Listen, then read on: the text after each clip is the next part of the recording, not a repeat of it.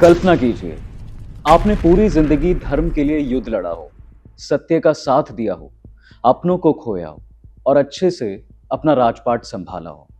लेकिन जब स्वर्ग जाने का समय आए, तब आपके सामने आपके भाई एक एक करके गिरने लगे। और सबसे बड़ा झटका, स्वर्ग पहुंचकर आपको पता चले कि आपका सबसे बड़ा दुश्मन, जो धर्म के मार्ग से भटक गया था, वो पहले से ही स्वर्ग में बैठा हुआ है। ये कोई काल्पनिक कथा नहीं है, बल्कि धर्मराज युधिष्ठिर की असली कहानी है, जो हमें महाभारत में पढ़ने को मिलती है। तो आखिर क्यों मिला धर्म के रास्ते पर चलने वाले पांडवों को इतना कष्ट? सिर्फ युधिष्ठिर ही सशरीर स्वर्ग क्यों पहुंचे? आज हम जानेंगे महाभारत में पांडवों के महाप्रस्थान की असली कहानी, जो सिर्फ एक स्वर्ग यात्रा नहीं है, बल्कि इंसान के अहंकार, कर्म और धर्म की सबसे बड़ी सीख है, जिन्हें जानने समझने के लिए आपको ये पूरी वीडियो देखनी होगी। लेकिन उससे पहले, अगर आप द डिवाइन टेल्स पर पहली बार आए हैं, तो हमें सब्सक्राइब करने के बारे में जरूर सोचिएगा। और अगर आपको हमारा काम अच्छा लगता है, तो thedivinetales.com पर जाकर आप धार्मिक वस्तुएं खरीद कर हमें सपोर्ट भी कर सकते हैं। क्योंकि आप हमारे व्यूअर हैं, तो आपको मिलेगा एक्स्ट्रा 20% डिस्काउंट, जिसके लिए इस्तेमाल करें कूपन कोड divine20। अब लौटते हैं हमारी आज की कथा पर। दोस्तों, महाभारत युद्ध 18 दिनों तक चला और महाभारत के विनाशकारी युद्ध समाप्त हुआ तो कौरवों का अंत हो चुका था, जिसके बाद हस्तिनापुर की गद्दी पांडवों के हाथ में आ गई थी। लेकिन इस जीत की कीमत बहुत बड़ी थी। हजारों योद्धा मारे गए, परिवार उजड़ गए और हस्तिनापुर का वैभव पहले जैसा बिल्कुल नहीं रहा। युद्ध के बाद युधिष्ठिर लगभग 36 वर्षों तक हस्तिनापुर पर शासन करते रहे और इसी दौरान एक और दुखदाई घटना हुई। द्वारका में यादव वंश का विनाश शुरू हो चुका था। कृष्ण के वंशज आपस के संघर्ष में समाप्त हो चुके थे और अंत में श्री कृष्ण भी पृथ्वी छोड़कर अपने लोक लौट गए। फिर जब अर्जुन द्वारका से लौटे, तो उन्होंने पांडवों को यह दुखद समाचार भी दिया और यहीं से पांडवों को एहसास हुआ कि अब धरती पर उनका कार्य समाप्त हो चुका है। पांचों पांडव और द्रौपदी ने सब कुछ त्याग दिया और युधिष्ठिर ने अभिमन्यु के पुत्र परीक्षित को हस्तिनापुर का राजा घोषित कर दिया था। और यहीं से शुरू हुई उनकी अंतिम यात्रा, जिसे शास्त्रों में महाप्रस्थान बताया गया है, जो स्वर्ग तक की एक ऐसी यात्रा थी जहां से वापस लौटने का कोई रास्ता नहीं था। चलते चलते उनके साथ एक रहस्यमय कुत्ता भी चल पड़ा। तब किसी ने नहीं सोचा था कि ये जो कुत्ता है, आखिर में सबसे बड़ा रहस्य बना। खैर, यात्रा के दौरान पांडवों ने सबसे पहले दक्षिण में समुद्र तट तक की यात्रा पूरी की, जहां अर्जुन ने अपना गांडीव धनुष त्याग दिया था। और मित्रों, ये सिर्फ एक शस्त्र त्याग नहीं था, बल्कि ये उस शक्ति, पहचान और अहंकार का त्याग था जिसे अर्जुन ने अपने पूरे जीवन में ढोया था। अब समुद्र तक की यात्रा करने के बाद पांडव उत्तर की ओर मुड़े और हिमालय में स्थित मेरु पर्वत की दिशा में चल पड़े। ये उनके महाप्रस्थान का अंतिम चरण था।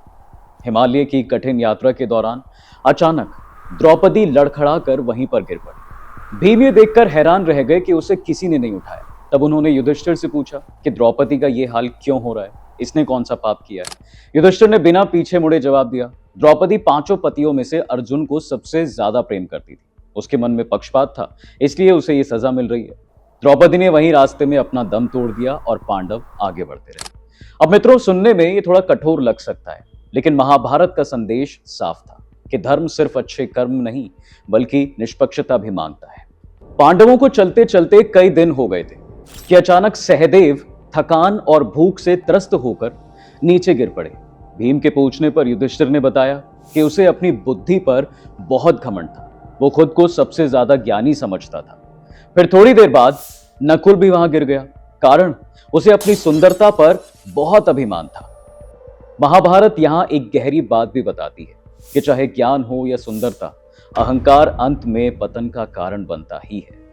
फिर बारी आई दोस्तों अर्जुन की। वही अर्जुन जिन्होंने महाभारत में देवताओं तक को चुनौती दे दी थी। युधिष्ठिर बोले, अर्जुन को अपने पराक्रम पर बहुत घमंड था। उसने कहा था कि वो अकेले ही शत्रुओं का विनाश कर देगा, जो संभव नहीं था। और कुछ दूर आगे चलने पर महाबली भीम भी गिर पड़े। उन्होंने अंतिम प्रश्न किया कि भैया, मैं क्यों गिरा? युधिष्ठिर ने जवाब दिया कि तुम्हें भी अपनी शक्ति पर घमंड था और भोजन के प्रति अत्यधिक आसक्त भी। तो दोस्तों, इस तरह से एक एक करके पांडव इस कठिन यात्रा पर गिरते रहे और उनकी जीवन लीला समाप्त होती चली गई। अब सिर्फ युधिष्ठिर और वो कुत्ता बचा था। युधिष्ठिर जब अपनी यात्रा खत्म करके स्वर्ग के द्वार तक पहुंचे, वहां देवराज इंद्र अपनी दिव्य रथ के साथ खड़े उनका इंतजार कर रहे थे। उन्होंने कहा, धर्मराज, रथ में बैठिए। आपको शरीर सहित स्वर्ग जाने का अधिकार मिला है, लेकिन एक शर्त है, यह कुत्ता स्वर्ग नहीं जा सकता। युधिष्ठिर ने सीधा मना कर दिया। उन्होंने इतना सा कहा कि जिसने पूरी यात्रा में मेरा साथ नहीं छोड़ा, मैं उसे त्याग कर स्वर्ग नहीं जाऊंगा। इंद्र ने बहुत समझाया उन्हें, लेकिन युधिष्ठिर माने ही नहीं। और तभी वो कुत्ता अपने असली रूप में प्रकट होता है। मित्रों, वो कोई साधारण कुत्ता नहीं था। वो स्वयं काल के देवता यमराज थे, जो युधिष्ठिर पर बहुत प्रसन्न हुए। यह युधिष्ठिर की आखिरी परीक्षा थी, जिसमें वो सफल रहे। लेकिन कहानी यहीं पर खत्म नहीं होती है। जब पांडवों में अकेले युधिष्ठिर स्वर्ग पहुंचे थे, तो उन्होंने देखा कि दुर्योधन वहां पहले से ही मौजूद था, वो भी दिव्य वस्त्रों में और सम्मान के साथ वहां पर बैठा हुआ। युधिष्ठिर चौंक गए। उन्होंने कहा, जहां दुर्योधन है वहां मैं नहीं रह सकता, मुझे मेरे भाइयों के पास ही ले चलो। तब उन्हें एक अंधेरे और भयानक मार्ग पर ले जाया गया, जहां बहुत बदबू थी, पीड़ा थी, लोगों की चीखें भी थी। तभी अचानक आवाजें आई, भैया हमें छोड़कर मत जाइए। और ये आवाजें थी भीम, अर्जुन, नकुल, सहदेव और साथ में द्रौपदी की।